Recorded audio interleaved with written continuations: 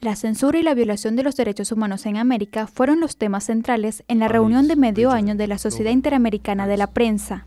Previo a este encuentro, celebrado en Cartagena, Colombia, se llevó a cabo el conversatorio Venezuela sin chavismo, una nueva oportunidad para el hemisferio. El evento contó con la participación del director ejecutivo de Human Rights Watch, José Manuel Vivanco, el secretario de la Organización de Estados Americanos, Luis Almagro, el director de Migración Colombia, Christian Kruger, y el director del Diario Nacional, Miguel Enrique Otero.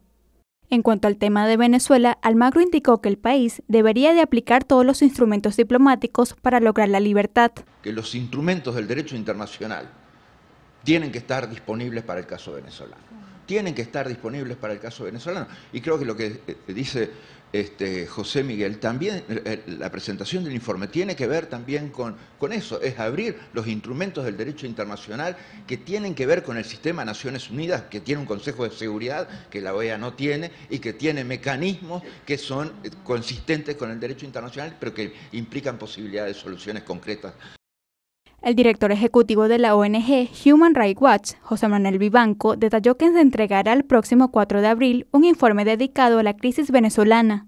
El secretario general de Naciones Unidas debe, de una vez por todas, declarar el caso de Venezuela como un caso de emergencia humanitaria. Y esta no es una cuestión meramente semántica, porque si el secretario no define la situación de Venezuela, y no me estoy refiriendo al secretario general nuestro, al de la OEA, sino al secretario general de Naciones Unidas, Guterres, si no lo define como una crisis humanitaria, la de Venezuela, no es posible activar todos los mecanismos con los que cuenta Naciones Unidas y que no dependen, y esto es muy importante, del beneplácito de Maduro. Vivanco aseguró que el Parlamento venezolano se equivocó al aprobar la ley de amnistía para los militares del país.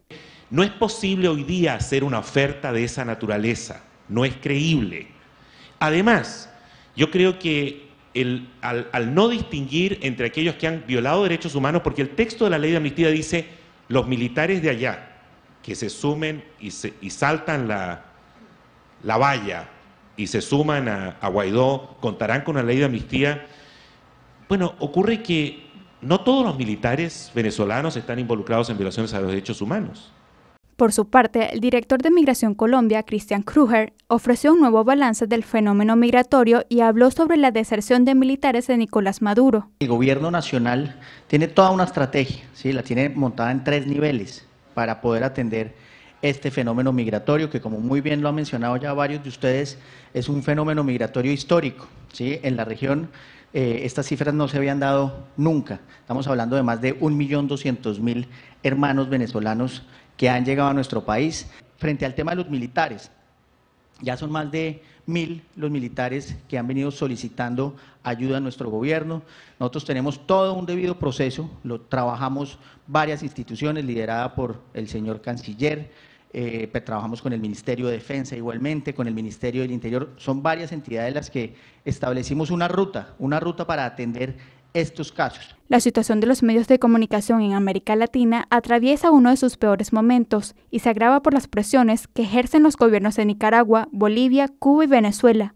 Así lo denunció la presidenta de la Sociedad Interamericana de la Prensa, María Elvira Domínguez, en la inauguración del evento. La crisis por la que atraviesa nuestra industria es compleja y se agrava con la asfixia económica que ejercitan regímenes como los de Nicolás Maduro, Daniel Ortega, Miguel Díaz-Canel y Evo Morales. El presidente de Colombia, Iván Duque, afirmó que no se puede seguir siendo indiferente cuando se presentan cambios drásticos en las reglas que conllevan a la democracia y la libertad en Venezuela. Hoy tenemos que hacer todos frente a Venezuela es defender a ultranza la democracia, los derechos humanos, la separación de poderes, la prensa libre.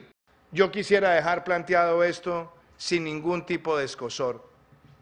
Lo que empezó a vivir Venezuela hace 20 años es lo que podríamos denominar una dictocracia.